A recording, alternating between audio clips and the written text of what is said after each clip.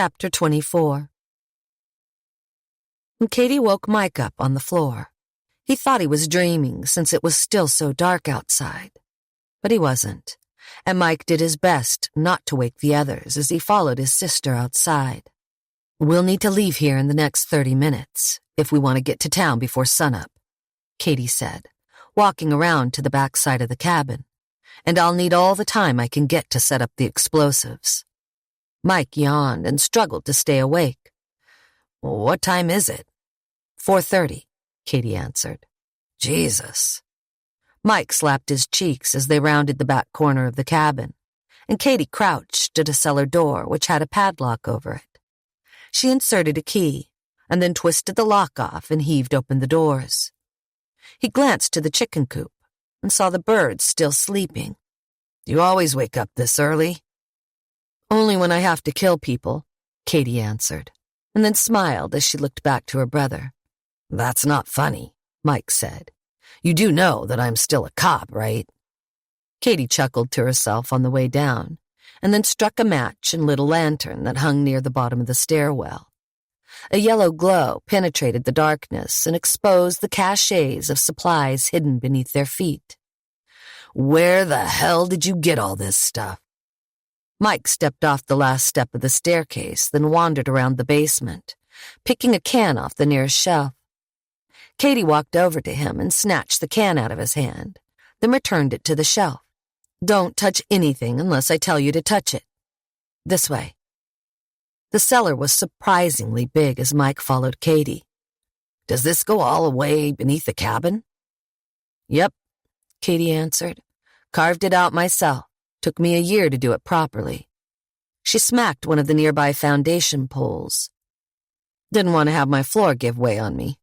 "This is incredible," Mike said. "Back here is what we want." Katie walked over to a cluster of long, rectangular-shaped storage boxes. He stood next to her while she used another key to undo the lock. "You don't think that's a little overkill?" Mike asked. "You won't say that when you see what's inside," Katie answered. And when Katie opened the box's lid and Mike peered over her shoulder, she was right. Wow. The box was filled with weapons, rifles, pistols, spare magazines. There were enough weapons inside to arm an entire platoon of soldiers. "Ammunition is in that box," Katie said, pointing to the one next to it, "and the explosives are in the next one. You'll need to wake everybody up and set up stations to load the magazines." Katie tossed Mike the keys to unlock the box and left him the lantern as she headed back toward the cellar's exit. "Where are you going?" Mike asked. "To make sure that I don't blow myself up." Katie left her brother to deal with something that she knew he could handle. He was a good shooter, and he knew his way around weapons. They used to visit the range together all the time, and it was Mike who had been the first person to really teach her how to shoot.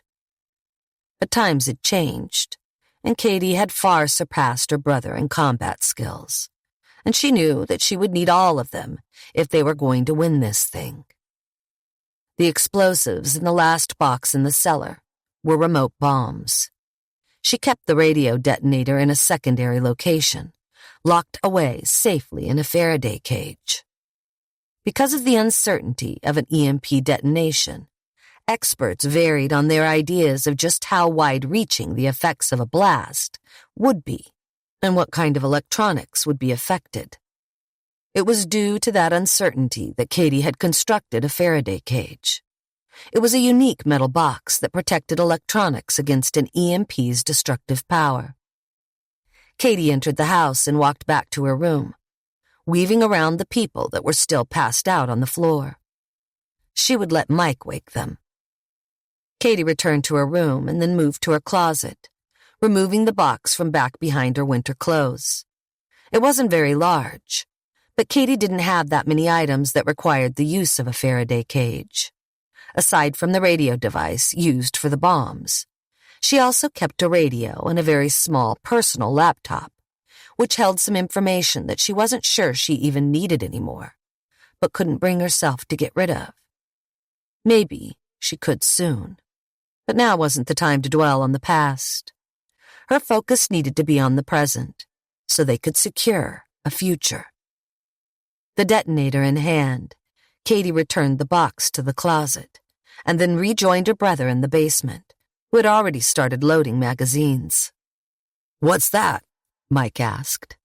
"For our distraction," Katie answered, and then used her key to unlock the lid. "I talked to Mom last night," Mike said, blurting out the words. Katie froze. Between getting ready for this morning and thinking about the fight ahead, she had nearly forgotten all about the conversation that she had with her brother the night before. "I'm sorry that happened," Mike said. "I didn't expect us to talk, but I needed to know what she knew." Katie looked back at her brother, half of his face illuminated by the lantern on the ground, the other half cast in shadow. "And did she tell you?" Mike nodded. "She didn't know what happened until after you were gone." "Taking her side?" Katie asked. "No," Mike answered. "I'm on your side, all the way. But she's not doing too well, and before we leave, I think you should—" "We don't have time for this, Mike," Katie said, returning to her work. "We have a lot to get done." She had thought that Mike would still keep talking, but she was glad for his silence. She needed to focus on one terrible thing at a time, and having the kind of conversation with her mother that she needed to wasn't going to help her right now. She needed to stay angry. She needed to stay focused. Waking everyone up before dawn didn't go over well, and it took at least an hour before the kids managed to wake up and help, and they needed all hands on deck. If the plan was to arm the people in the town to fight back against the enemy that had overpowered them, then they would need to make sure all of Katie's weapons were loaded. It would take all of them. Mike had seen the enemy up close. They were soldiers, fighters, and they knew how to handle themselves when it came to killing. The average person didn't know how to do those things. So Mike and Katie were both hoping that the sheer size of their armed forces would overwhelm the terrorists. But both Mike and Katie understood that in the end, they would have to kill. Mike hoped that Katie was still a good shot with that rifle, because if any of the terrorist groups managed to escape from their grasp, then they ran the risk of having them run off and tell their friends about what they saw, and that would only bring more of them back. The threat needed to be eradicated, and it needed to happen soon. Katie returned from her work and was glad at the progress everyone had made. "Nothing like getting a jump start before breakfast." "Dad, I'm hungry," Casey said. "When will we eat?" "I'll fix you something when we're done," Lisa answered, her tired mind struggling to finish the mundane tasks of loading magazines. Mike knew everyone was exhausted. The long day yesterday, coupled with a rough night on a hard floor and an early morning, had made for very slow and tired workers. And if Mike and Katie couldn't pull this off, then things were only going to get worse. "Hey," Katie said, leaning closer to Mike, "we need to go." "They're not finished," Mike said. "We'll take what we have," Katie said. "If this fight drags out, then we've already failed." Mike knew that she was right, but he didn't want to leave. "Mom is up. I checked on her a little bit ago." He studied Katie's reaction, hoping that she might have changed her mind, but she only walked away. She really was as stubborn as their father. Mike called time on loading the ammunition, and the kids were dismissed from the table, all of them heading to the sink to wash the dirt and metal from their fingertips. It had been odd watching the children load ammunition. The old world had died and been replaced by one where his children were forced to wake up before dawn to load ammunition for war. And just 2 days ago, they had been arguing over breakfast about who they thought was the strongest superhero in the Marvel comics. The people that detonated, the EMP, did more than just erase their way of life. They had also stolen the innocence of youth. How many children had seen people die in cities all across the country? How many other lives had been altered just by what they had witnessed? Even if the world returned to the point of normalcy a year from now, The things people will have done and seen in that amount of time would have changed them. The power might come back on, but that wasn't going to erase what happened.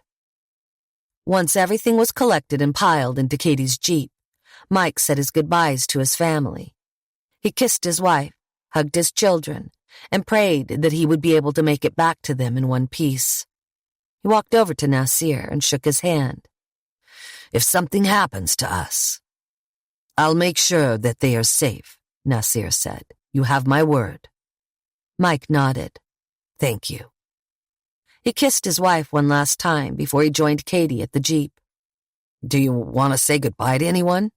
"No," Katie said, then looked at him. "Now are you ready for this? Because the only way this is going to work is if both of us are on our A game. And it's going to be important the fighting is over quickly, because while I'll have a good bead on the town from my position, I will also be exposed. The longer it takes for us to end this, the more time the terrorists have to track me down." Mike had never heard his sister speak like this before. Her entire demeanor had changed, even the features on her face. She looked sharper, angrier, harder. He imagined this was how she looked when she had to go out on a mission in the war. "I'm ready," Mike said. "I'll be down there until it's done." "Good," Katie said. "Now hang on, it's going to be bumpy." Chapter 25. The Jeep made this trip down the mountain much faster than the day before. They still had to ditch the vehicle a mile away, but it was better than hiking the entire way down with all of their gear. Mike was afraid that the long day and his short sleep would have made it harder for him to stay alert, but knowing who he was about to face caused a rush of adrenaline and endorphins to flood through him. When the pair neared the town, it was time for them to go their separate ways, and they paused to go over the plan one last time. "You're sure that you'll be able to handle this?" Katie said. "Because there is no guarantee the explosives will pull all of the guards away. And remember to find Mark Thompson if people don't want to fight. Hopefully he's still alive." Katie hesitated, studying her brother. Mike could tell she wanted to say something else. "What?" Mike asked. "Just know if things get really bad, it's okay to run. Get back to the cabin and make sure everyone stays safe. The odds of those bastards actually finding you are very, very slim, but I don't want to give them any tips, you know?" Mike nodded. "Yeah, be safe." For a brief moment, Mike saw the hardened face of the soldier disappear, and the return of the young girl Mike remembered playing with in their backyard. But it was fleeting, and she returned to her mission expression before she disappeared into the woods without a word. It hurt him to think that she couldn't be her old self. But Mike knew that what she experienced was far beyond his comprehension or understanding. Katie was a different person now, and that was just something that he needed to accept. Mike departed on his path and made sure he moved quietly, which was difficult with the number of weapons that he was carrying with him. He felt like Rambo running with all of that hardware. The sky had lightened up a little when they parked the Jeep, but by the time that Mike put himself into position behind the library in town, it had brightened to morning. Nearly all of the gray sky had been burned away, and the blue was shining through beautifully. Mike was also close enough to listen to the sounds of the men as they woke up and started their day. And it sickened his stomach when he heard them laugh. There was nothing for those men to laugh about, and Mike's anger boiled. He wanted to annihilate them. Mike moved as close as he dared without emerging from the cover of the woods, taking note of a pair of guards on constant patrol around the buildings. He hoped Katie's distraction worked, because even though he knew he was capable of killing those men, he also knew the enemy wasn't above using the defenseless as human shields. The day grew hot quickly as Mike waited.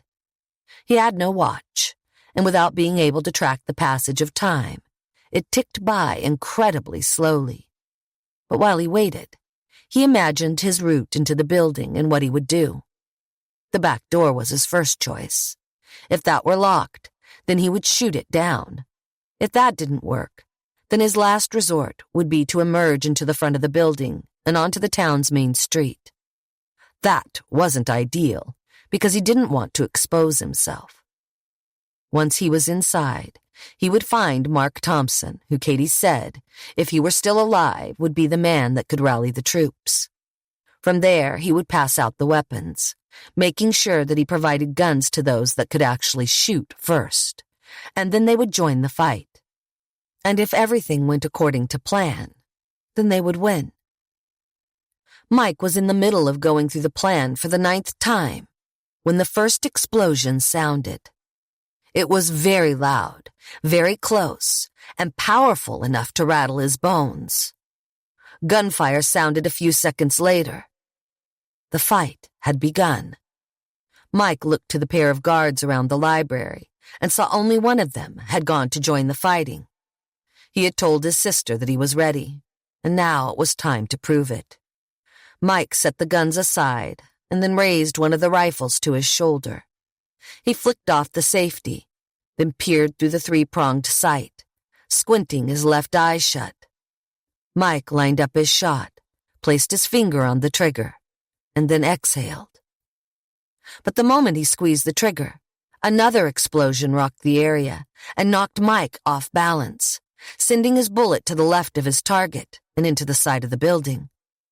The terrorist immediately glanced toward the woods where Mike had been lying in the shrubs and opened fire. Mike ducked and then rolled left, bullets zipping past. He reached for the rifle and aimed for the terrorist, moving steadily toward him. Relentless gunfire raining over him, Mike forced his hands steady and brought the shooter into his crosshairs and then pulled the trigger. This time, the bullet was a direct hit, and Mike's target dropped to the ground. The terrorist's fingers still held down the trigger of his rifle and fired a few more spurts into the grass and dirt. Mike rested his forehead on the cool dirt, taking a moment to collect his thoughts. But he didn't linger on the ground for long, as the sound of more gunfire pulled his attention to the building. 2 more gunmen sprinted down either side of the building's alleys. They spied their comrade on the ground, but Mike already had one of them lined up in his sights before they got close, and pulled the trigger again, dropping the man on the left. He then quickly pivoted his aim, needing 3 shots to bring down the man on the right. Mike lingered on the ground for a moment, catching his breath, but unlike the kills Mike had made before, he noticed his hand was now steadying. It seemed he was getting used to killing. Katie set the explosives all around the northern entrance of town, knowing that the library was on the south side, in hopes of drawing those forces away from the library and giving Mike the needed buffer to get in and get everyone out. Katie had positioned herself on the same ridge that she had used to show Mike the town the first day he arrived. The only downside was its exposure. She knew that she would be safe from any rifle or pistol fire, but she would be screwed the moment they used any heavy artillery. Hopefully it wouldn't come to that, and the altercation would be over quickly. Once Katie had laid the devices and fortified her position, she reached for the first detonator and pressed the button. Less than a second later, a plume of dirt and debris erupted from behind Larry's general store, and the alarm sounded. She did her best to make sure that she planted the explosives close enough to cause the enemy concern, but far enough away that she didn't cause any damage to the town itself. If they were going to set all of those people free, then she needed to make sure they all had a place to live. The cabin was crowded enough as it was. The first explosion worked like a charm, and the cattle came running to inspect the explosion. Katie lined up her first shot and bagged her first casualty, followed quickly by her second and third. The angle Katie had on town was good, but it still allowed the insurgents below to duck into the buildings for cover. And while her rifle was powerful, she didn't have enough heavy caliber of a weapon to penetrate the buildings from this distance. Good thing she had more tricks up her sleeve. Katie reached for the next detonator and then pressed the button. Again, The device exploded without any interference. But this time, there were far fewer insurgents that made their way across the road than before, and Katie only managed to shoot one. With only one explosive device left, she knew that she wasn't going to have enough to keep them coming. And with the insurgents in the buildings, they had begun to smash the windows and fire at the ridge. Katie ducked, bullets ricocheting off the rocks around her, forcing her back down for the moment. They were too far away to hit her, but now that they knew her location, it wouldn't be long before fighters were sent up the mountain to dispose of her. "Come on, Mikey," Katie said. "What the hell is taking so long?" Mike reached the back door to the library, the bag of guns slung over his shoulder, and he didn't break stride as he shoulder-checked the door. His entire body stiffened from the contact. It was locked. He aimed one of the pistols at the handle and fired. 3 bullets in the lock fell to the wayside, and Mike burst into the room. The inside of the room was pitch black, but there was enough light shining through the open door that he was able to make out a few huddled faces in the darkness. "It's okay," Mike shouted, not realizing that he was so loud. The gunfire had made him deaf. "I'm police. I'm here to help." He lugged the weapons inside, guns still in hand, and the door swung shut behind him, sealing him back into darkness. "Does anyone have a light?" A few murmurs echoed through the darkness, and then there was a glow from someone's lighter, and Mike got his first good look at the faces inside. It was a mixture of young and old, but all of them wore expressions of fatigue and angst. "I need to talk to Mark Thompson," Mike said. "Is he here?" Heads turned toward the front of the building. The shadowy figures parted, and a man emerged from the darkness. He was slightly older than Mike, but his face was marked by a lifetime of work outside. He had short hair, stubble on his face, and his shirt was still tucked in around his jeans. He wore a pair of cowboy boots. "I'm Mark," he said. "Who the hell are you?" Mike tossed the bag of guns down onto the floor, the weapons clanking together. "My sister is Katie Thornton. We came to get you out of here. She's the one causing the distraction right now, and we need to relieve her before she's overrun." He glanced to the faces in the darkness, wondering why none of them were jumping at the chance to try and fight back. "We need to hurry." "Son," Mark said, his voice calm. "Do you know what they're doing here?" "It's a supply station," Mark answered, "for the terrorist groups." Mark shook his head. "This ain't no supply depot. This is a training ground. New recruits are coming in here every day." Mike shook his head. "No, my sister—" "Your sister doesn't have the whole story," Mark said. "They probably have another 100 fighters waiting to come down from the hills and tear us apart. The only reason we're still alive is that they need us for work." Mike couldn't believe what he was hearing. The people had given up and accepted their fate, willing to roll over and let this become their new reality. "Are you serious? My sister is on that ridge taking gunfire, and you're just willing to sit back and let her die because you're too scared to fight?" He marched closer to Mark. "You want to be a coward?" He glanced around to everyone else. "All of you want to lie down? Fine." He faced Mark once more. "I'm not going to lie down. I'm not going to let my sister take on this alone." He stepped back over to the circle of guns and picked up his rifle, loading a fresh magazine. Mike's heart rate had accelerated, brought on by the anger that he felt toward these people, toward the ones that he believed would help them fight. But he was wrong. His sister was wrong, too. "We have families," a woman said. "Children to think of." "So do I," Mike said, "and that's why I'm doing this, for them." Mike had hoped the last words stung, because he knew that the likelihood of them being able to combat this enemy in the future was close to zero if he couldn't get everyone to band together now, especially if the threat about those recruits were true. They would be overrun. But if they banded together and established a foothold here in the city, then they stood a chance of actually surviving all of this. But they were dead in the water if they didn't act now. "He's right," Mark said, his voice booming through the crowd. "If we don't take a stand, it's only going to get worse for us and everyone in the surrounding communities."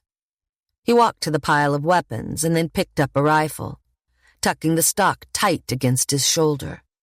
"We need to fight." Mike watched and waited as the others in the crowd glanced at one another. People were still hesitant, and if that man couldn't get them to buy in, they were done. But then, one of the members broke from the crowd and picked up one of the rifles. Then another, and then two more, and soon, all of the guns Mike had brought were in the hands of the people who needed to carry them. "We fight!" Mark raised his rifle into the air, igniting a cheer that rivaled the gunfire and screams outside of the library walls. With the power of 20 armed fighters at his back, Mike led the charge into the streets.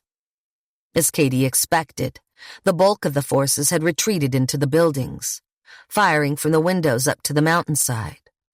Mike couldn't see Katie from his current position, but he heard her. She was still shooting, still fighting back, still alive. Mike glanced behind him, emboldened by the sheer number of people that had joined him. But only time would tell if they would continue to fight, once the bullets started flying in their direction.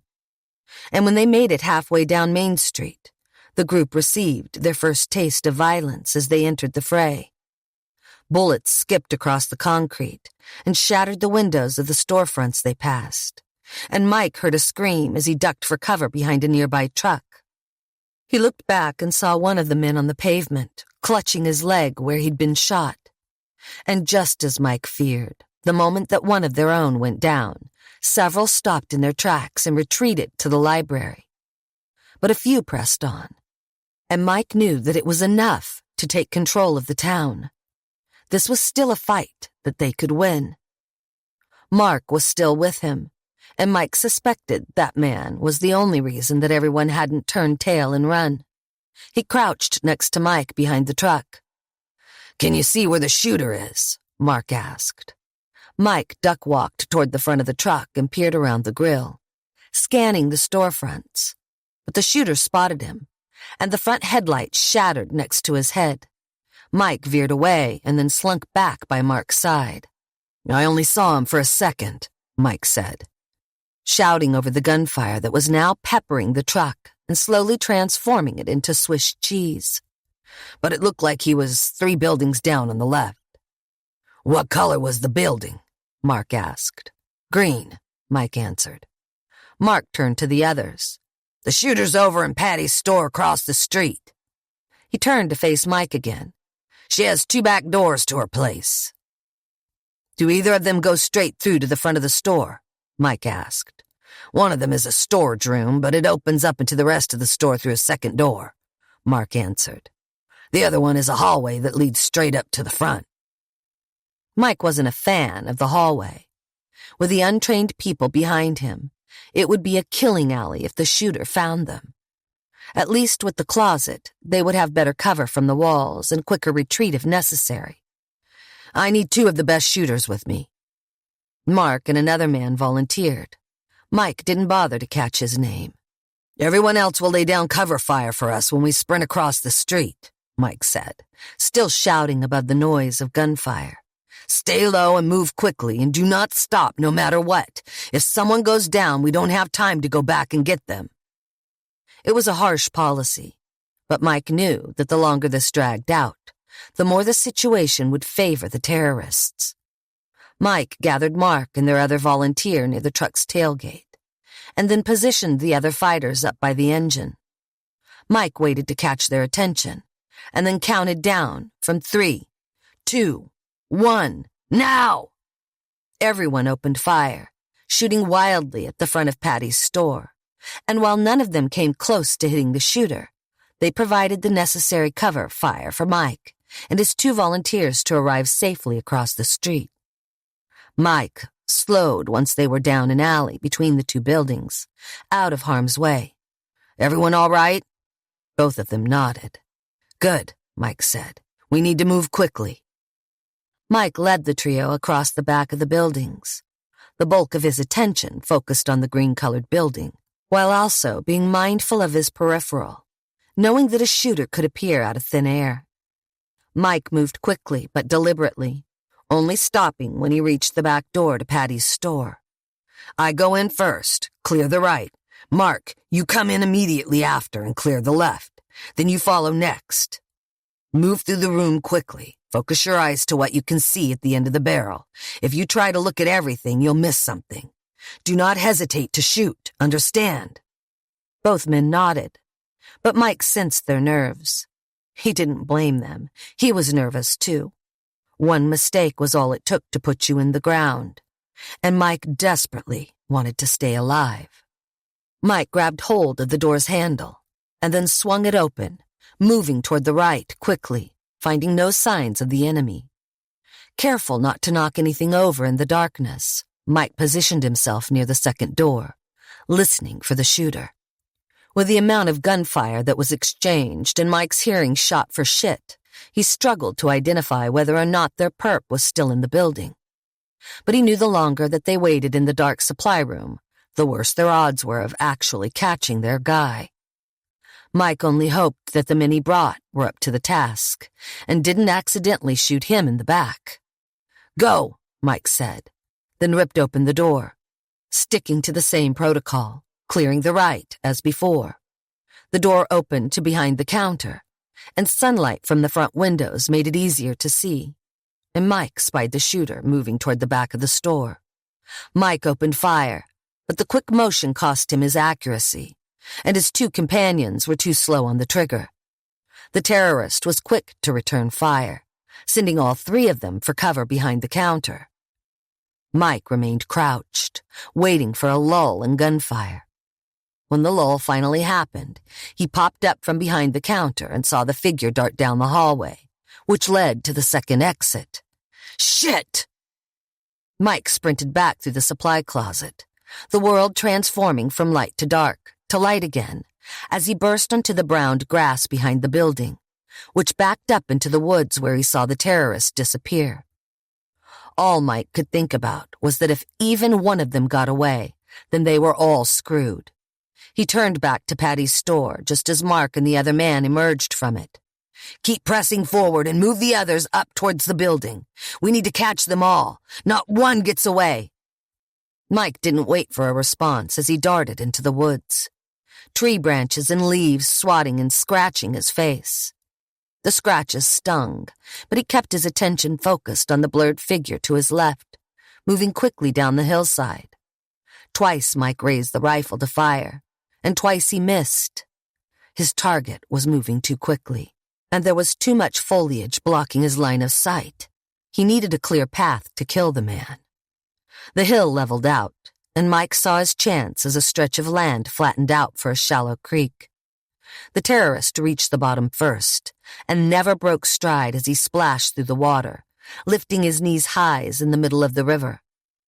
The terrorist was out of the water by the time that Mike reached the bottom of the hill, and it was here that he decided to plant his feet and take a shot.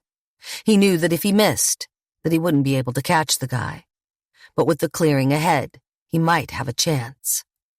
Mike took a breath and steadied his aim. The terrorist never stopped running, and Mike pegged the distance at 60 yards and growing. But he took his time, waiting for his shot. Mike cleared his mind and relaxed his muscles. He watched as the man fell right between the crosshairs, and he squeezed the trigger. The gunshot rang out for a long time, and everything slowed down so much that Mike first thought that he had missed. But then the man's arms spread wide, and he sprawled forward over the dirt and hard gravel, his body skidding forward a half foot before coming to his final resting place. Mike lowered the scope and then crossed the river. He kept his eyes on the man the entire time, making sure that he wasn't playing dead. But when Mike stood over the terrorist, whose left side of his face was exposed, he knew the man was dead. Mike had seen enough bodies during his time as a homicide detective to know a dead man when he saw one, and he had seen more than his fair share of death over the past 2 days. more than he had ever seen during his entire career on the force. And now Mike was a killer too. He had become the very thing that he had spent his life trying to stop, and it made him feel as though the terrorist had already won. Mike left the dead man and then jogged back up the hill, listening to the random pops of gunfire. When he finally emerged from the woods, he had to take a moment to get his guard up again. He had suddenly grown tired, and he didn't want to be ambushed. Mike moved carefully through the alley between the buildings and onto the main street, where he was glad to see that the bulk of the forces had congregated. But as Mike moved down the sidewalk to join them, he noticed the 7 bodies he passed in the streets. 7 civilians. 7 people that had followed Mike and done what he'd asked them to do. And now they were gone. Mike tried to push the images of their fallen bodies out of his mind once he was past them. But it was hard, and he had a feeling those wouldn't be the last people who died on his orders. He reached the front back of the group. Most of the people with guns huddled safely away from the rest of the pack. Mike figured that most of them had probably hung back during the fighting too, but he said nothing about their cowardice. He pushed his way to the front where Mark stood, looking up to the mountain. "What happened?" Mike asked. "We got most of them," Mark answered, "but one of them fired a missile up to those rocks, and then 2 of them took off after it." "What?" Mike grabbed Mark's shoulders hard. "How long have they been gone?" "A few minutes, I guess. Where are you going?" Mike didn't turn around to explain. If they fired an RPG at his sister, then she might already be dead. And if she weren't, and was either hurt or unconscious, the terrorist would finish her off. Unless Mike got to her first. Katie breathed relief when she saw the cavalry sprint down Main Street. She knew that Mike would be able to get them going. He had a way about him. He had been a leader since the day he was born. It was one of the reasons she respected him so much. For a while, it seemed that it was only a matter of time before the enemy was vanquished, and Katie continued to do her part to keep the enemy pinned down, while the others wiped them out from the rear. But as she was focused on shooting, she missed the RPG that had been aimed at her. Luckily, it wasn't aimed well. If the projectile had been just a little higher, then the rocks that she ducked behind would have provided zero protection for the following explosion. The ground rumbled, and dust and debris flew over the top. A sizable chunk of rock landed square on her leg, leaving a nasty gash. Blood oozed up through the hole in her pants when she took a closer look, and while she didn't think the bone was broken, it might have been bruised. She tried to stand, but the moment she put any pressure on it, her knees buckled, and she collapsed to the ground. Katie gritted her teeth from the impact. It was like thousands of pieces of glass all scraped the inside of her leg at the same time. It was crippling, burning pain, and she knew she wouldn't be able to get away fast enough if those bastards decided to charge the hill. So the best thing she could do was continue to shoot. Katie repositioned herself over the rock ledge, ready to fire when she saw 2 men sprinting up the hill to her left. They were coming for her. She quickly set up her rifle, pushing past the pain in her leg, which begged her to stop and just lie still, but she refused to lay down.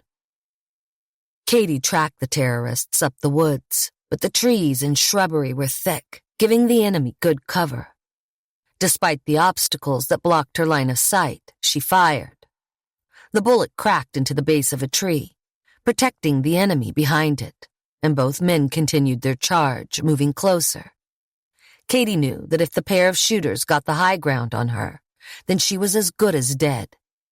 She continued to trail the fighters running up the mountainside, and she fired 3 more shots. All of them missed. Anger and desperation only worsened her aim, and before she knew it, the gunmen had arrived at the boulders near her, and Katie heard the click of her firing pin. With only seconds until the gunmen were directly on top of her, Katie ejected her empty magazine and reloaded, the slide racking forward. She then swung the rifle around from where she had it positioned on the rocks and aimed it toward the boulders nearby. If they were smart, and Katie suspected that they were, one would come high and the other would come around.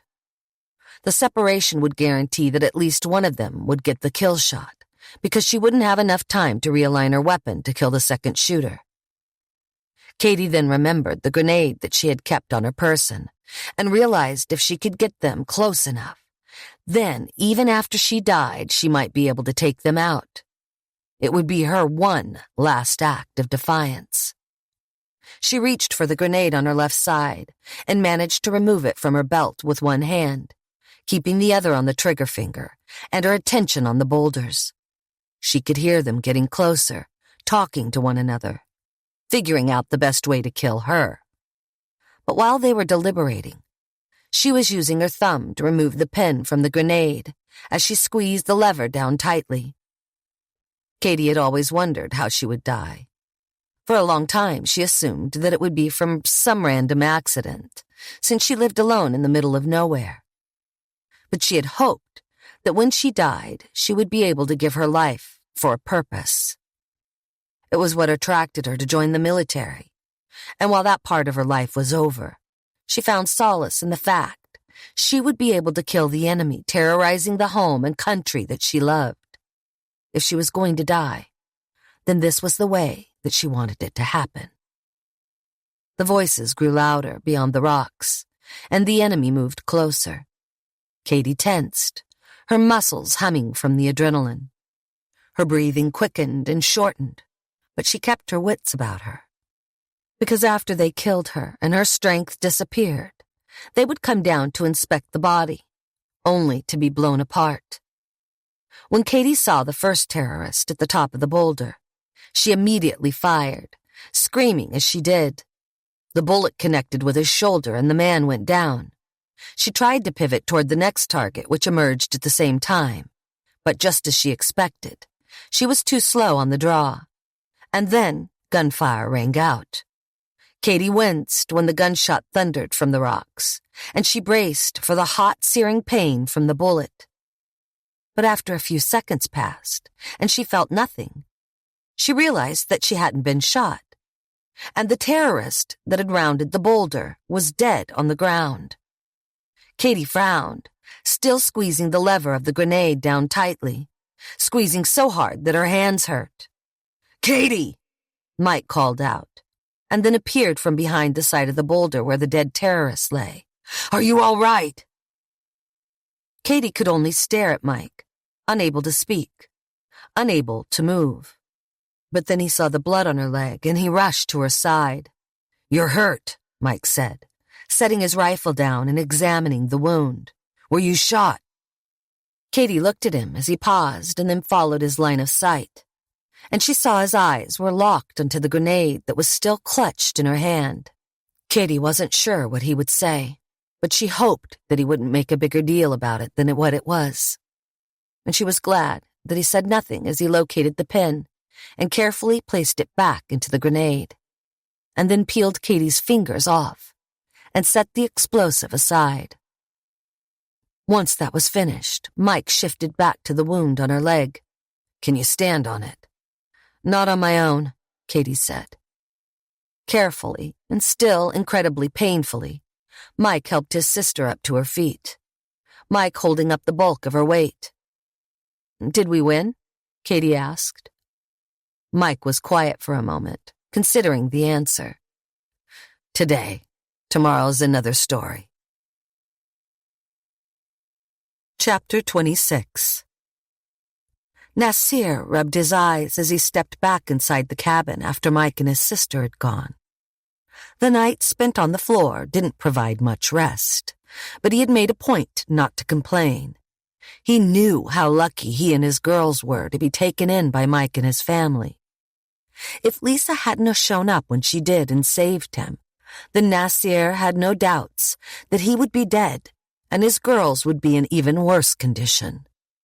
The children went back to sleep after the adults left, and Nasir headed to Martha's room to check on the old woman, unsure if she had survived the night. Well, he had been a good doctor, He wasn't a surgeon, and the woman was old enough to have one foot in the grave. But Nasir's assumptions were wrong. Martha, like the rest of Mike's family, was a fighter. He changed the bandage on the woman's stitching, checking to make sure that there were no signs of infection, and then replaced her empty IV with a new one. Once Nasir finished with Martha, he walked into the kitchen where Lisa was heating the potbelly stove with wood. "Do you need any help?" Nasir asked. Lisa kept her back to him as she worked. "No, I'm fine."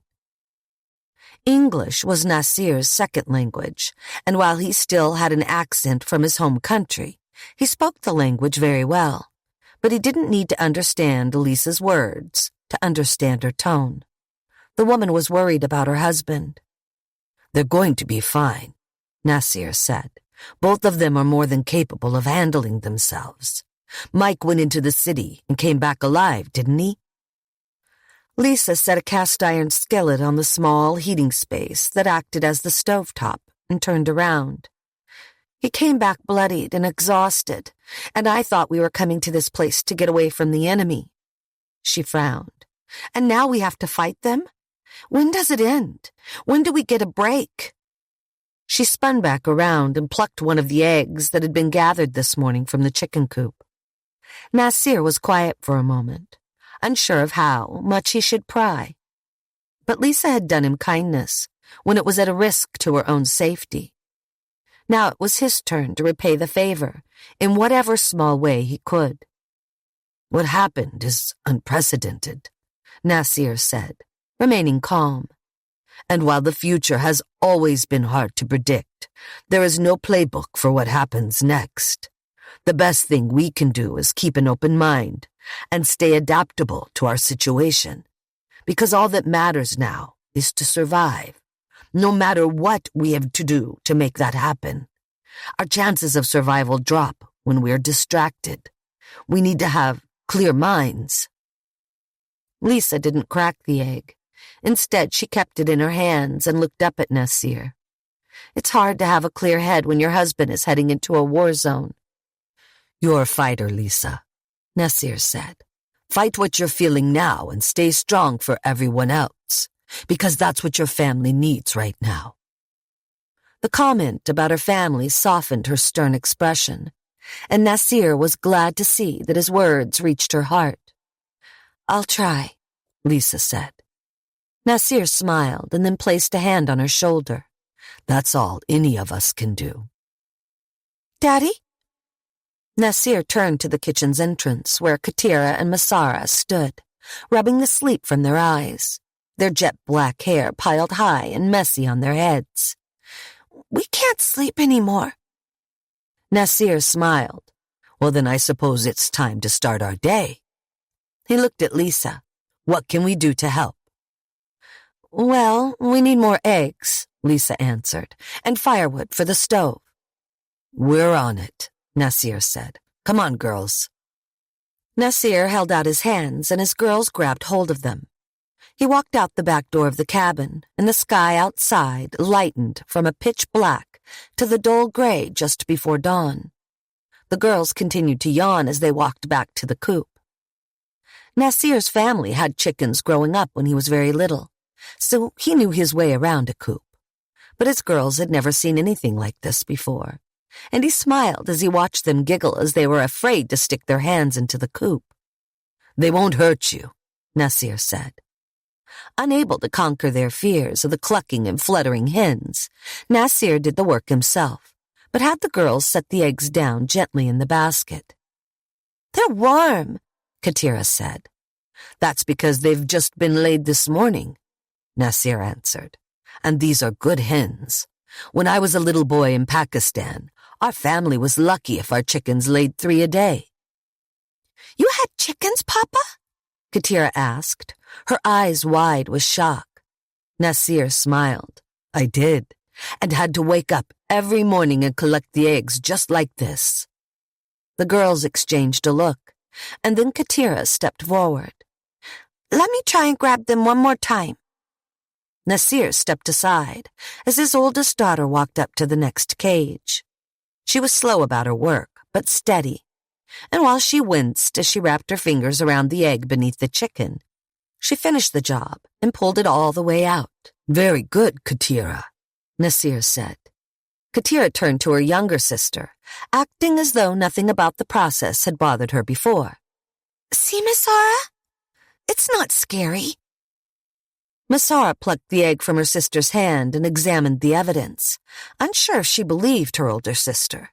Of the two, Masara was always the more skeptical, and looking at her now, she was more adult than 6 years old. "I don't know."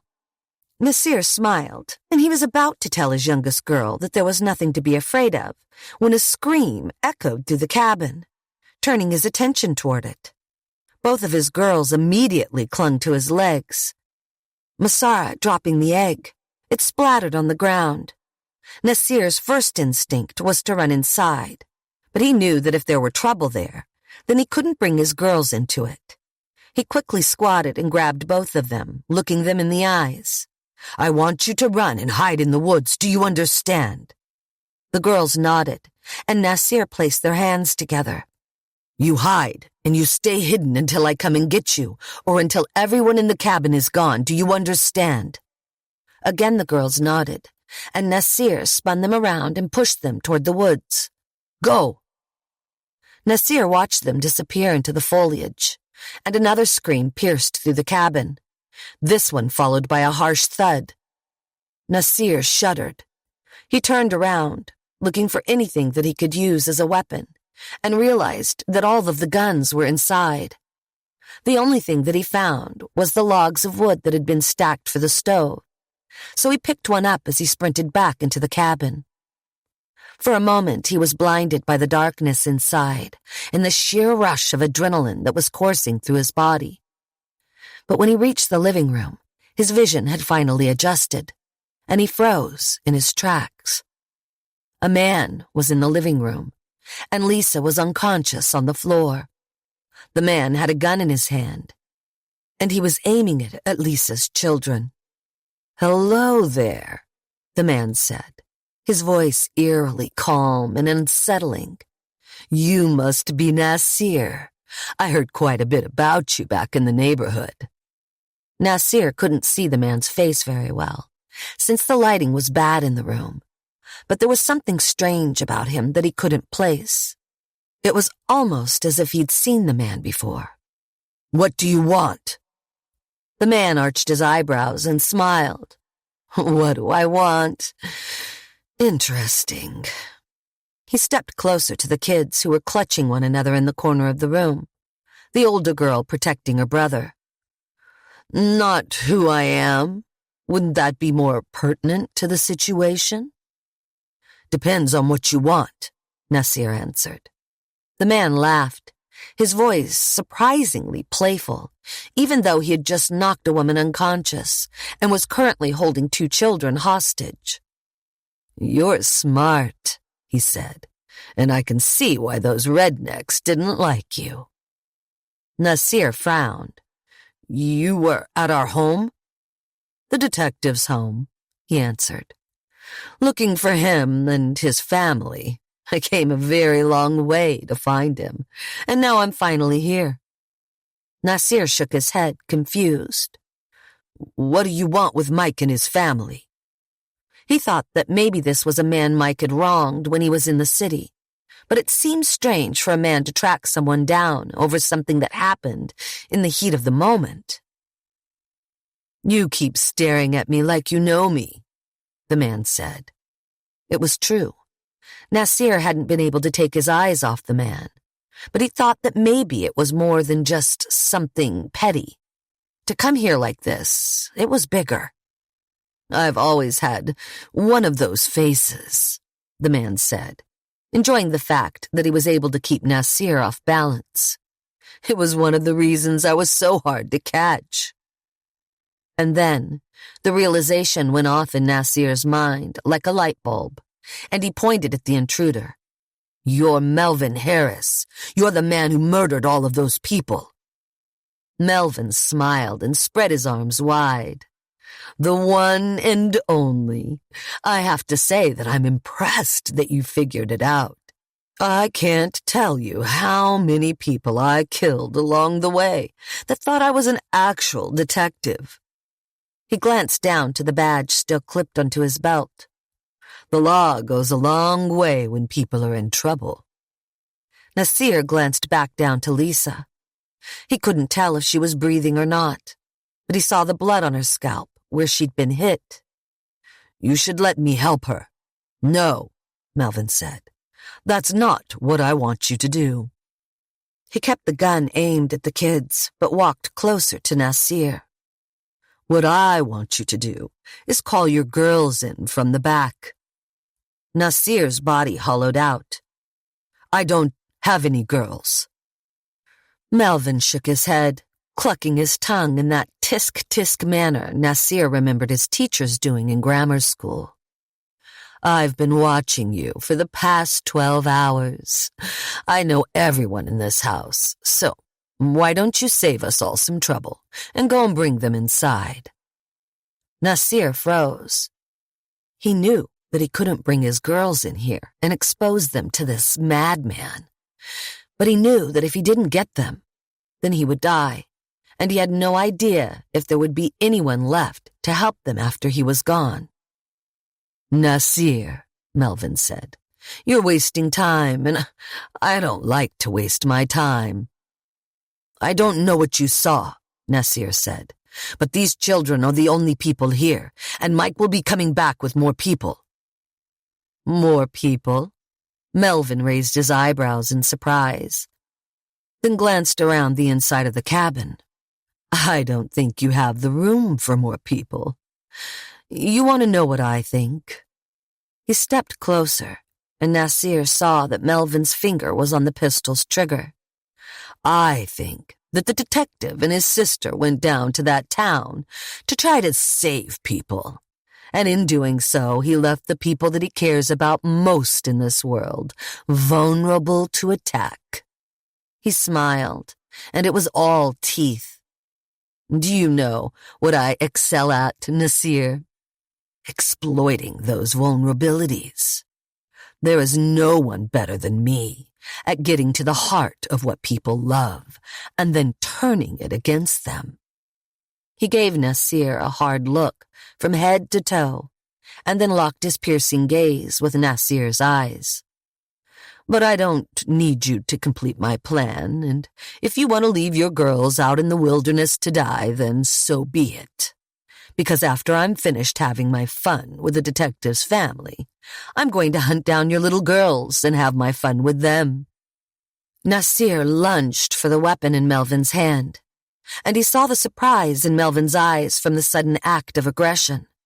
The man hadn't expected it, and Nasir hadn't planned on it, but hearing that monster talk about what he would do to his daughters triggered a reaction. The pair grappled for the gun, and despite Nasir having the height advantage, Melvin was surprisingly strong for a smaller man. "Run, kids!" Nasir yelled to Kelly and Casey, and Kelly quickly led her younger brother outside. "No!" Melvin screamed, baring his teeth like a rabid dog, and then focused all that anger on turning the weapon in their hands back to him. And no matter how hard that Nasir tried to resist, he felt his strength leaving him. But despite how frightened Nasir was of his life ending, he found solace that his final thoughts were of his daughters. He could see their smiling faces and hear their joyful laughter, and he prayed that even though he had failed, they would survive. Those thoughts filled his mind until Melvin pressed the barrel of the pistol against Nasir's stomach and pulled the trigger. The gun jolted violently in Melvin's hand, but the moment it fired, Nasir's resistance ended, and he dropped to the floor, gasping and shaking the way every person did when their life was about to end. And while Melvin always enjoyed savoring his kills, he chased after the detective's children. He couldn't believe he had let his guard down like that, and he couldn't believe he had misread the brown bastard's intentions. Melvin had always prided himself on being able to see everything before it actually happened. It was the fatigue from the night before, that was all. He was just a little tired. But now he was wired and ready to reclaim what he had lost. Melvin burst out of the front door and then paused to survey the area. He caught his breath and then tried to put himself in the shoes of the children that had sprinted away from him. He walked down the front porch steps, scanning the trees that surrounded the cabin. The sun was getting higher in the sky, and Melvin knew that the longer it took him to find the little runts, the less time he would have to put together his game for the detective. The porch steps groaned as Melvin walked down them, his eyes locked into the forest. He needed to find the children quickly. But where would they go? Heading down to the town to find their father, perhaps? No. If they were the detective's children, then they would want to stay close, keep an eye on their mother. Would they split up? Also unlikely. They would stay together so they could take care of one another. Melvin stopped when he reached the bottom of the stairs, squinting as he tried to narrow down the children's options. Where, oh where would I be if I was trying to still help my mother? He took 3 steps forward out into the dirt and grass, and then stopped again, listening as much as he was looking, and then paused when he heard the snap of a twig on his right. Melvin smiled as he slowly turned toward the noise. It had come from behind a cluster of bushes, and the moment he started moving toward them, they rustled, and he fired his gun, freezing the children in place before they managed to escape. That'll be far enough if you don't want me to put a bullet through your mother's skull, Melvin shouted, and then watched as the children turned to look at him. The threat had worked. Now, why don't you two be the good little children that I know you are and come back over here to me? Melvin used the gun to wave them to him. The young boy clung to his older sister's leg, and she led the pair of them toward Melvin. They looked like scared little dogs. But the older girl had that unabashed bravery that only someone who didn't understand the gravity of their situation could hold. But that would change soon enough.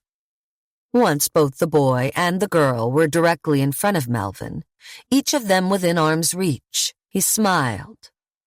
Good, Melvin said. Now, isn't that better? The older sibling, the girl that possessed that unabashed courage, snarled. My father's coming back, soon, and he'll be bringing my aunt, and she was in the military, and she knows how to kill people. A commonality your aunt and I share, Melvin chuckled. You really are like your father, aren't you? But you have your mother's looks. I imagine you're starting to get some attention from the boys at school. The girl blushed and then finally broke eye contact with him. It's nothing to be ashamed about, Melvin said. Then used the barrel of the pistol to gently push back some of the hair that blocked her face. Girls dream about that kind of attention. He sighed and then lifted her chin with the tip of the pistol barrel. And today you're going to have my attention. He looked down to the boy. And yours as well. He removed the pistol from her face and then stepped backward, still aiming the weapon at her. As for your father and your aunt coming back, that works fine with me, because we're all going to play a game together. You won't find it very fun, but I will.